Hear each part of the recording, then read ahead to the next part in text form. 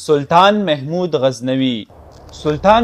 غزنوی کی زندگی میں کئی ایسے واقعات بھی موجود ہیں جو صرف جنگوں کی کہانیاں نہیں بلکہ انسان کے نظریے اور کردار کو بھی ظاہر کرتا ہے۔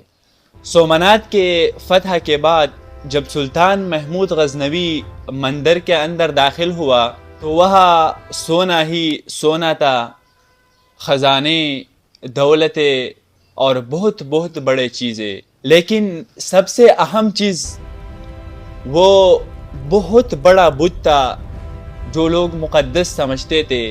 پھر وہاں موجود لوگوں میں سے کئی لوگوں نے سلطان محمود غزنوی سے ایک عجیب درخواست کی۔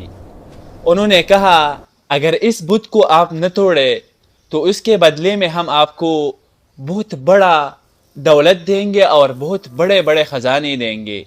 یہ کوئی چھوٹی پیشکش نہیں تھی، اتنا خزانہ کہ کئی سلطانوں کی بھی قسمت بدل جائے۔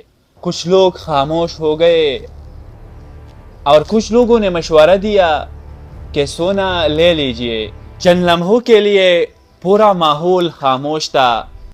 پھر سلطان محمود غزنوی نے ایک جملہ کہا، ایک ایسا جملہ جو ہمیشہ کے لیے تاریخ نے محفوظ کیا اور تاریخ میں لکھا گیا۔ سلطان محمود غزنوی نے کہا کہ میں قیامت کے دن بت پروش نہیں بت شکن اٹھنا چاہتا ہوں۔